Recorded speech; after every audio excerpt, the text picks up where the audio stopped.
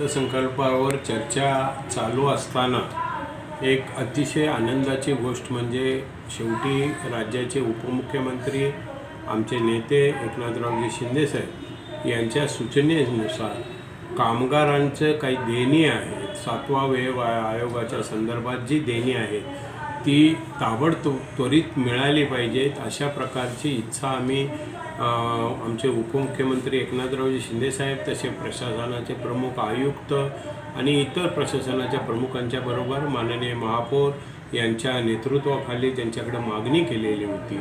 कारण महापालिकेमध्ये निश्चितच प्रकारे कामगारांची देणी देण्याच्या बाबत नेहमी सकारात्मक भूमिका ही शिंदेसाहेबांची असते. त्या दृष्टिकोनातून आम्ही माननीय आयुक्तांच्याकडे मागणी केल्यानंतर शिंदेसाहेबांनी तशा सूचना केल्यानंतर प्रशासनाने अर्थसंकल्प चालू असताना 7वा आयोगाची जी देणी बाकी आहे ते देण्याच्या संदर्भाची भूमिका या ठिकाणी आज घेतले. अतिशय आनंदाची गोष्ट आहे. या ठिकाणी परिवहनचे कामगार असतील, महापालिकेचे कामगार असतील, सर्वांना या ठिकाणी देणी मिळणार आहे. शेवटी महापालिका ही निश्चित प्रकारे कामगार काम करतात, आपापल्या विभागामध्ये काम करतात.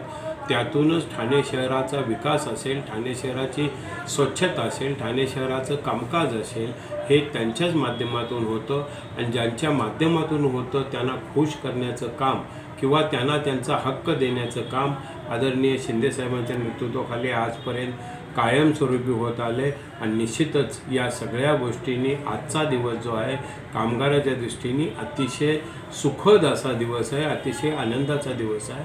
एवढीच या ठिकाणी मी आपल्यासमोर घोषणा करतो. सर, एकूण 5 हप्त्यामध्ये ही रक्कम देण्यात येणार होती. त्यातले 2 हप्ते अगोदर देण्यात आले. आता हे 3 हप्ते एकत्र मिळणार आहे की तिसरा हप्ता मिळणार? तिसरा हप्ता मिळणार. पण जे बाकी होतं, आताची अर्थसंकल्पाची परिस्थिती एकंदरीत पाहता जे बाकी होतं देण्याची भूमिका या ठिकाणी प्रशासनाने घेतलेली आहे, ही गोष्ट आनंदाची. आणि सर, परिवहनच्या महापालिकेच्या कर्मचाऱ्यांना 2 हप्ते मिळाले, मात्र ठाणे परिवहनला सर्व मिळणार, 3 हप्ते मिळणार. येस.